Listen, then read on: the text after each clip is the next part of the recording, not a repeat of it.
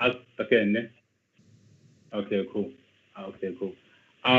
So I want to talk about augment tutoring and how that came about. How did you come about starting a tutoring company? What brought about that idea?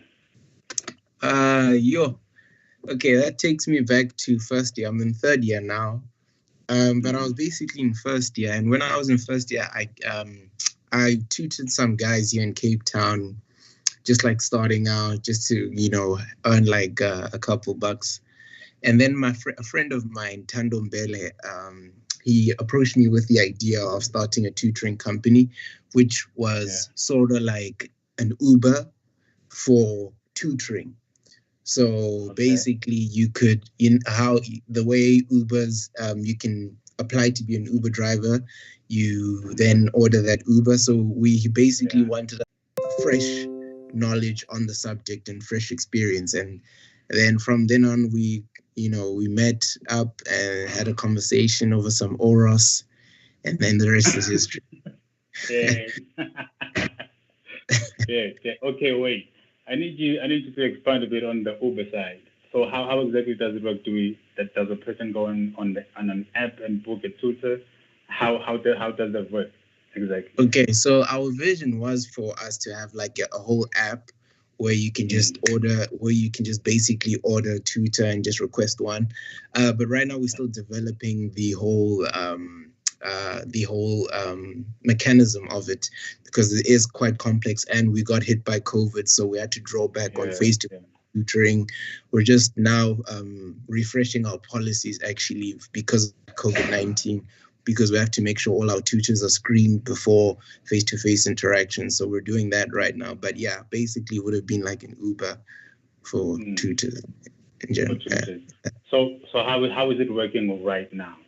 Describe Okay, to us well, how it works. How are you doing it right now? Say for example, I have a child mhm. and I see augmented tutoring, or someone tells me about augmented tutoring, or I find out about it on Facebook or Instagram.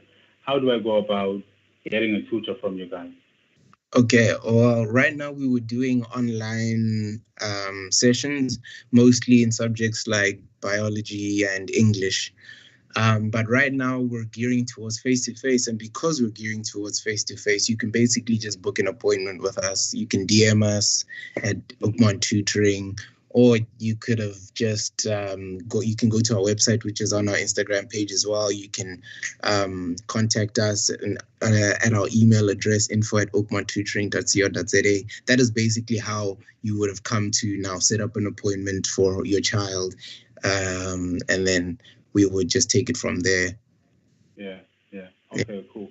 And all right, so now augmented tutoring that obviously you guys are tutoring kids.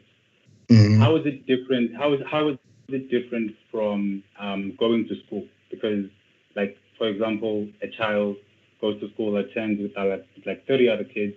How is that different from being tutored at home? Like for example, homeschool. Which in your semi-professional opinion would you say is the best and why? I always think that the more contact that a teacher gets with his student, the better. There's a reason that more refined students come out of sessions where it's just the teacher and him, or just the teacher and five other students. It's very hard for a student to feel like they're being listened to when they're among 200 other students being taught by one teacher. I mean, we see that with Mm. university students. So I feel Yeah. like it's in that close contact of I can ask this question whenever I want to, and I can get that question answered. And the more contact you get, the more knowledge is obviously transferred between teacher and student. And the more knowledge is transferred, the more knowledgeable the student becomes. So I always feel like homeschooling is a better option, but it depends obviously on um, how focused the learning is, because sometimes it can get a bit lax and a bit lazy, and you know. Mm. But yeah, I would say Yeah. homeschooling's definitely better. Homeschooling is definitely better. Okay, so and why are you saying that? Because obviously because of that personal contact, Yes, the yeah. teacher having more time with that student to explain and take them through each problem, as opposed to having 200 other students. to teach the same thing and have like 50 other students to attend to at the same time. I get how that can be overwhelming and can drop and bring down the pass rate, for example. Mm-hmm. How would you say the pass rate is being affected right now? Because it's continuously dropping. Like it should be going up. Like Mm-hmm. it should be going up, but it's declining. Our pass mark, everything is just going down. Why do you think that is? Why are kids not so interested in school? Why are they failing? Why do you think that is? Yeah, that's a brilliant question, and there's so many ways to answer it. Mm, But from my point of view, and in my opinion, um, in my overlook of things, I'd say the biggest thing is distractions. There are more distractions now than there have ever been in the history of humanity. You can just mm, go on your phone now and be, have access to 1,000, a million videos on YouTube. You can watch Netflix on your phone. You can go on Instagram and lose 3 hours of your day just being on your phone. So I think now there are more distractions than ever. And yeah, obviously, a distracted student is harder to teach. yeah. But I was okay. I get that. I want to focus more on the classroom. What Okay. happens inside the classroom? Mm. What does what are the teachers' responsibilities exactly in the classroom? Um, Being a tutor myself, I'd say that the main challenge is explaining a topic because many teachers understand what they're talking about. They understand the subject at hand, but they not every teacher can explain it in a way that is Yeah. edible or conducive to the student's learning. So I feel like the biggest problem is in the explanation of the subject at hand, Right. because how a Yeah. 45-year-old explains something is very different to how a 17-year-old will interpret and understand it. Mm. So I feel like Yeah. that is the biggest problem in the Yeah. classroom. Because I've read, I don't know if you've read this book before, but if you haven't, I recommend that you do. It's called Move Your Bus by Ron Clark. I don't know if you've heard of it. Oh no, I haven't, but definitely will check it out. Yeah, but so Ron Clark is a teacher. He owns and founded RCA, the Ron Clark Academy. It's one of the top schools in the world. He's been voted the best teacher in the world. He's been featured on Oprah. And basically, what he talks about in the book is how he runs his academy because he has a school, and how he runs his academy and how he makes sure that the kids excel, and how he makes sure that he equips his staff to make sure that they make the kids excel. So how he refers to it is using the bus analogy. So the school is the bus, right? Mm, And in the bus you have a driver, you have runners, you have joggers, you have walkers, and then you have riders. For those five, the driver, obviously that's him, that's the principal or the owner of the yeah, school, and then you have your runners. Your runners are your top employees. I think everyone can easily identify a top employee. That's your yeah. runners, and then you have your joggers. Your joggers are almost like your runners. They lack a bit. They you joggers are good. Runners and joggers are good. What you don't want, how he explains it in the book, what you don't want are walkers and riders, because walkers, number one, are just slowing everything down. They Mm, are the yo, they are those yeah they are the ones who are just always negative, always finding problems. Whenever someone raises a solution, they find ooh, something wrong with the solution. And then you have riders, and then riders are just dead meat. yeah, You know them. definitely. You can identify if you own a company or have worked with people. You can easily identify all these types of Mm, people, all these types of employees, and what he says in the book is he always makes sure that whatever resources he gets, finances, financial resources or equipment, he always gives them to his runners first. So he equips his runners more than he equips the others, because what he says is it's not about us being in the same building. It's about your contribution. What are you doing? I'm not going Mm. to give you five. I'm not going to give you 5,000 rand for a project when you are when you are a thing a walker. You know when Yeah. you and there's a runner who needs that 5,000, and I know that he will utilize it more than you will. You know, Yes, so exactly. I really recommend that teachers get that book because it's specifically for teachers, but you can apply it in business as well.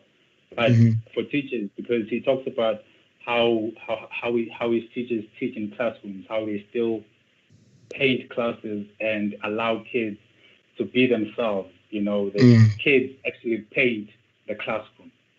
They paint the Yo. classroom whatever color they want, Okay. whatever animation they want. Yeah. And it's a free environment, bro. When you read that book, it's like you get why the school is doing so well and how they always succeed and excel.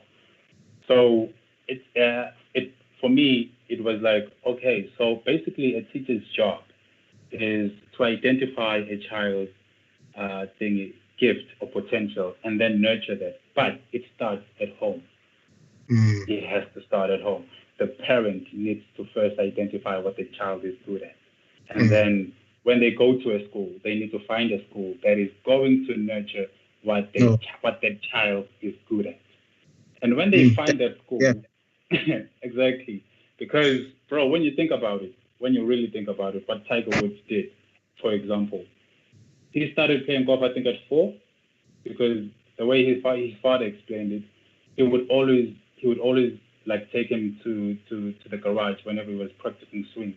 When Tiger was like a couple of months old, Mm. he would sit him down on his chair, and when they were feeding him, this is what he would do. He would look at his dad swing, and then look back to his mom, grab a bite, look back at his dad, swing, look back at his mom, grab a bite, like that, back and forth for like 4 years.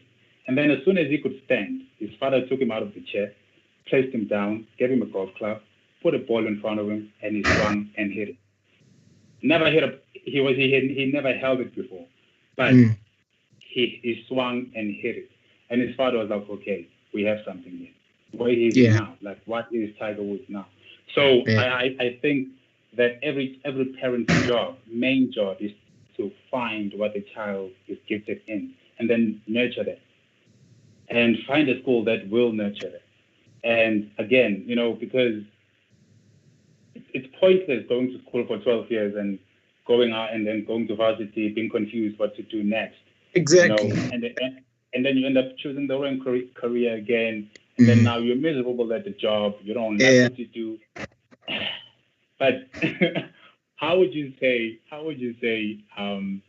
we should go about this? Because I really think that we are missing a big part of we are missing a big part in the education system more specifically on how to make sure that kids actually succeed and prosper beyond high school and beyond varsity. Not Wow. for a 9 to 5, but to build like generational wealth, not just to Mm. build employees, build like entrepreneurs who will build that generational wealth. How do we do that? Wow. Wow. Your story, that story is actually amazing. And the Tiger Yeah, Woods one, wow, it's thought provoking. Because one thing I noted from what you said is that children have a great capacity to learn. You know, like you said, he was looking at his dad, took a bite looking at his mom, and that's yeah, just it. Just shows the immense capacity that children have to learn. And in terms of that, and them then continuing to create generational wealth, I think perfect. It starts at home. mm, You know, it is much easier for a child of a billionaire to become a billionaire than it is from a child who came from nothing to become a billionaire. yeah, You know, mm, it all starts from home. And pardon me, I think a lot of this is a mindset thing. You know, if your parents teach you, number one, how to treat money, how to respect money, how to treat your own emotions, your own desires, and your own passions, and number three, and most important of all, if they teach you that hard work is key, you can't run away from it. As long as they teach you that you have to work hard and you have to do what you love, but still work hard, I think that's the building block to build, if not generational wealth, a long line of success. You know, Yeah. just that teaching from home is immensely important. Not the parents saying you must do this because I want you to, but you must do this because it's what's required. Exactly. Yeah. Exactly. And I think that takes a lot of discipline as well. Mm. That takes a lot of discipline. How and I would say that sports, for example, is a good way to teach a child how to be disciplined. Any type of sports. It could be weightlifting or rugby, soccer, or athletics. I think Mm. that is a really good way to teach a child how to be disciplined, especially if it's something that they are interested in first, because you have to find that out. You can't just because I said sports now you force them into any sport. You have to Exactly. find the Exactly. one. You have to find the one that they are interested in. It may not be the Mm. one that you love. I'm a big rugby fan and soccer fan. My son could love hockey. Do it. Exactly. But it's cool. Go ahead, do your thing. As long as you learn whatever it is that you are meant to learn Mm. on that journey. Yeah. So yeah. Um, dude, I don't know. It's been amazing. I don't have any more questions for you. But I feel like we need to because I want to dive more into the subject matter of the whole you know education system, Mhm. and because someone commented and said they liked that question that we were discussing when we had that final blunder, because I think we were talking about the subject um, and whether it is really necessary to have 9 subjects at high school to choose from, and or if instead of only going for science or business, you can mix them up, so that you can be more desirable to university. Because I think if you have accounting and physics and biology, bro, I don't think there's any university that will turn you down, especially if Exactly. you excel in the subject. But other than that, other than that, um, do you think is it advisable for to say that a child can only choose to do like 3 subjects or 4 subjects, for example, because it's what they are in. Say, for example, I'm more into handwork. Like I'm a craftsman. I build things with my hands. I don't need to do biology. I don't need to do geography or any of those other subjects. If there is a subject that will make me prosper or enhance the skill that I have of using my hands, why not just focus on that for 12 years and Mm. master that craft for 12 years instead of learning all these other things that I will really, really won't need after? Why not just nurture that craft for 12 years and then see what becomes of me? I won't even Mm. need to go to varsity, dog. I won't even Yes. need to go to varsity because I would have mastered my craft. You need 10,000 hours to be an expert. 10 years, Mm. if you do something consistently every day, in 10 years, Mm. you can have 10,000 hours. And school is 12 years Mm. to check. So, would you say that is that something that could be looked into? I don't know, but I feel like we could change it a bit. We could change it a bit. Yeah, no, I was actually thinking about this question the last time because Mm. I went back and I thought about it. Why do they give them so many subjects if at the end of the day they're just gonna go into one of them? They're just gonna become an Right. accountant or they're gonna become a biologist. And I Yeah. thought to myself, let me be the devil's advocate and think in terms of what the schools are trying to do. And I Mhm. thought maybe I think another thing is that schooling is done at such an early period in your life. You know, you're an adolescent, you're 16, 15, 17 when you choose your subjects. You don't really know what you want. You don't know enough about life to know what you want to do. Some may know, some may, be blessed with the knowledge of foresight, but a lot of teenagers don't know what they want to do with their life. They don't know what they want to be. So I think maybe the schools try to give them an option by giving them all these subjects. But then where they go wrong is that they group them. They say you can either choose physics or you can choose accounting. There is no in between. And that's where I think it all goes wrong. Now, But, now you see where that thing that we talk about, that we spoke about, where the parent now needs to find what the child is gifted in, because I don't have to find out what I'm good at 16. It doesn't. It's not necessary. Like I could find out way more earlier than that.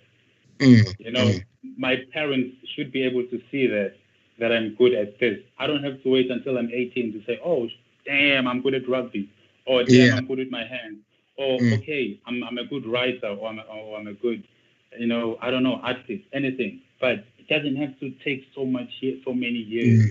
And I think if we do that, if we fix it from that early on, where the parent identifies what the child is good at, then obviously the schools will have to change now the way they do things as well, because now they won't be forced, or they won't feel the need to try and accommodate the child who doesn't know what they want to do, because the child will know what they want to do. Exactly. Yes. Okay. Yes. They will know what they want to do, and then all of this now then will be irrelevant, and we'll have to do it in a different way. Still effective, way more effective, I think. I like how you put that, because you don't give the schools or the teaching institutions, you don't give them the blame, or not. You don't give them the full blame. All you the also, responsibility. Yeah. No. Yes, you also share that. You give that to the parents as well, which I really respect. Where it starts. Yeah. That's literally where it starts. Yeah. Literally. No, definitely. Yeah. Wow. I totally agree with that. I totally agree with that. So obviously, if we're going to mess it up there, then even in school, the child will be, as you said, confused. They won't know what they want to do. Later, I found out that, you know what, I really don't love science. Because, but that's what I was doing. I was doing science, but I felt later on I was like, you know what, bruh, because again, I think what it does is it pits students with each other. Because I remember the school that I went to it was two schools. It was Baza Tutorial Institute. Sorry, maybe I shouldn't mention names. But it was two schools, right? It was two schools, and one school was the school that I went to. That was the science school. If you chose science subject, you went to Basa, and then if you chose accounting, you went to Freedom College. Freedom College was at the bottom of the building, and then Basa College was a floor up above. And I remember how cocky and proud and full of ourselves we were as science students, and also having the top floor being above, and the other guys, and there was always that rift. We always clashed. Yeah, because I totally agree with you. we used to have we used to combine our lunches on Wednesday, so we would share our other canteen on Wednesday. But all other days would have different lunch breaks. But on Wednesdays would have same lunch breaks, and every time a fight would break out. Every time between one of the guys from upstairs and downstairs. So there was that, and I think it had making kids again choose like all these subjects. It pits them against each other. Yeah, no, which definitely. I think again is somehow not really a good thing. I don't know what your take is on that. No, I totally understand that. Because they choose that it's either you do science, or it's either you do business or e-commerce. And I would love to say I can think of an antidote or an answer or a solution to that, but again, the thing with life is that there'll always be competition. There'll always be a conflict in some form or the other. One thing I like is that at the end of the day, at least you respected each other to be rivals in some sense, in some regard. There was no superiority complex where you're like, oh, these guys are not even on our level. They're not worth our time. At least there wasn't that, as far as I can tell from your story. So as long as there's a level of respect, then there's nothing too wrong with a bit of competition. Oh, wait. Okay. Okay, cool. I think we've answered that question. I don't know, but if our viewers want us to expand more, because they were really interested in this one. But if not, we can, if they are, we can talk about it on our part 2, because I think we should have a part 2. I don't know. We'll talk about it. But I think that's it for tonight. I don't have anything more to say. I don't know about you. Any last words? I actually wanted to ask you, because I also saw that you're a fitness enthusiast on your Instagram account. So I wanted to know, because you just mentioned that you actually came back from a run. Like, what is it that you do? Fitness, dude. Well, fitness for me it's a lifestyle. It's become a lifestyle, and honestly, I have a few people to thank for that, and one of them is I'm looking at in the screen right now. Michael. We used to train, bro. Dude, let me tell you something. So I took a decision last year, early on last year, beginning of last year, to start training consistently. Because what I used to do is I would train for 3 months and then take a break for like 2 years, and then go back again for another 3 months or 2 months, and then take a break for like 3 years again. So it was inconsistent, and my body was inconsistent as well. But last year I was like, you know what? I want to do this consistently and see what happens. And when I started doing that, it was just me. And then John joined me, and I would have a session with him at home, and then immediately after that session, I'd go to the gym and then come back. And then COVID happened. Now COVID was the biggest blessing in disguise. Lockdown was the biggest blessing in disguise, because Mike came back. Which meant we got to spend time with him for months, and that meant training with him for months, and that's learning for months, that's growing for months, that's building that consistency, that level of commitment and discipline with an actual athlete, bro. I tell you, the sessions that we used to have, my legs, my nigga. I can imagine. I can even knowing Mike, I can imagine. Bro, I have big thighs, but I used to have like skinny legs. Bro, now I look proper, like I look like a proper athlete. Okay, wow. I look like a proper athlete, and that's all thanks to Mike. Bro, my car, I tell you, dog. But ever since then, I've never looked back. I'll take a couple of days off, 3 days off, 4 days off, but I've never stopped. So it's a lifestyle. For like right now, it's something I have to do. If I don't do it, I don't feel good. Perfect. Yeah, I can totally agree with you. Wow. Yeah. You train as well. I heard you told me that you were a fitness enthusiast. Yeah, I would say that I was also inspired by Michael. I think he's quite the inspiration. He is, dog. He is, and he pushes you as well, bro. Definitely. His work ethic. For those who don't know, Michael's the one who's actually sorting out all of this whole interview. He's the one who set it up. Yeah. But yeah, we can see him, but you can't see him. Yeah. Yeah. Wow. Michael is an inspiration, and very hard worker. Bad. You know what? I think when I come back to Joburg, we should have a session, dog. Oh, definitely. That would be lovely. We should definitely have a session. Bad. Because I might come back soon. And again, when I do come back, we need to link up. We need to work on a few things. We need to Yeah, work on a no, few things. definitely. I can totally Yeah, agree with that. bad, bad, bad. But thank you, dog. Thank you so much for coming back, my nigga. Thank you so much for No coming back. I problem. appreciate it. I appreciate it. This was fun. I don't know, Yeah, but I had fun. definitely. I had actually learned a couple things or two, actually. Wow, thank you for Bad, that. bad, bad. Thank you, thank you. I learned a lot from you as well. People said you were a smart guy. I don't know why, because really, dude, that blunder that we had last week, people heard that and they were they were interested in what we were talking about. And Mm. after they were like, ah man, I was that question, I was really listening in. And Neo is Mm. such a smart guy. I like how he speaks, dude. They loved you, and I think when we I post this, appreciate I really we should bring you do back. appreciate We should bring you back. We appreciate should that. bring you Appreciate back. Yes, yes.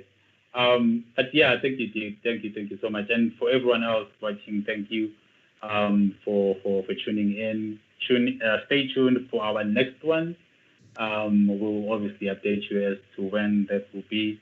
But yeah, thank you for watching, and I hope you guys learned something today. I know I did, and I know Nell did because he just said.